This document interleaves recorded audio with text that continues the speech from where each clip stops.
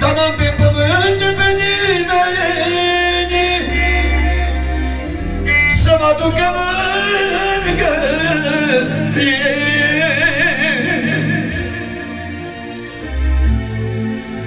Toți mă urăsc fără teamă, dar zic de mine că-s e bun.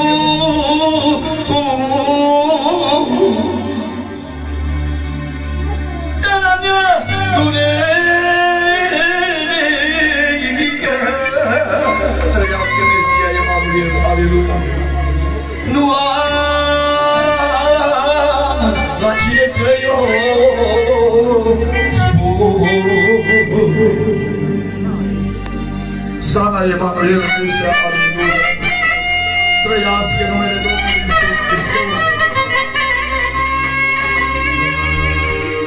Păi și de cuvânt care l-am găsit în cuvântul lui Dumnezeu. Trăiască numele Domnului, aleluia. Și-am întrebat pe Domnul, Doamne, de cine munciuri? N-avem nădejde, n-avem. Și ce ieși din cuvântul Dumnezeu? 1 Corinteni.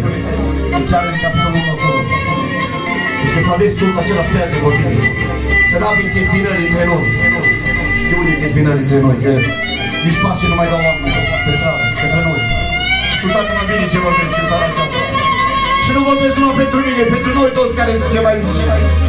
Nu mai dau oamenii pace, dragostea, s-a răcit. Cu părere de rău. Dar Dumnezeu să ne umple în țara aceasta de dragostea Lui. Și să dăm la o parte tot ce este rău de aici, din inimă trăiască noastră. Aleluia!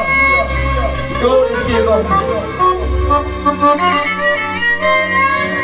Sana Emanuel, Mesia, aleluia!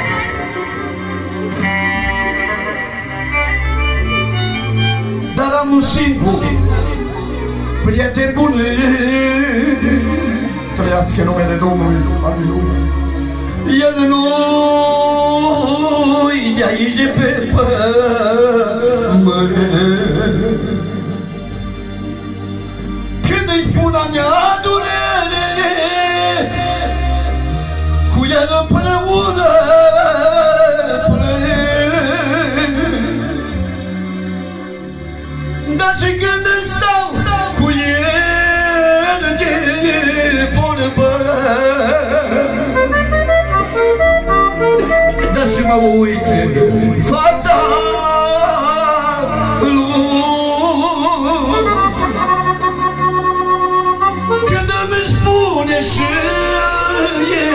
el, trăiască Emanuel, Domnul slavit, aleluia. Dar cum a fost pe cruce sus, numele lui Dumnezeu să fie lăudat și binecuvântat să fie Duhul Sfânt. Aleluia!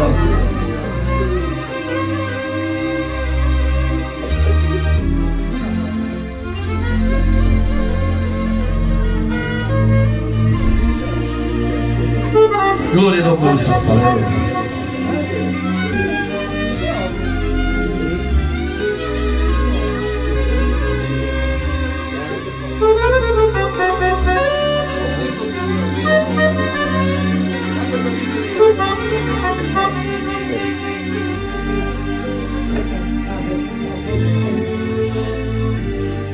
Dar a mea durere mică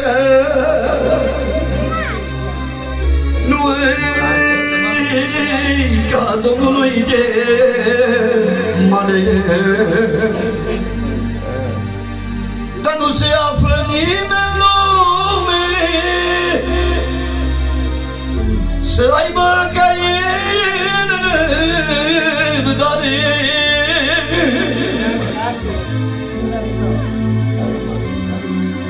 Vine noaptea în patul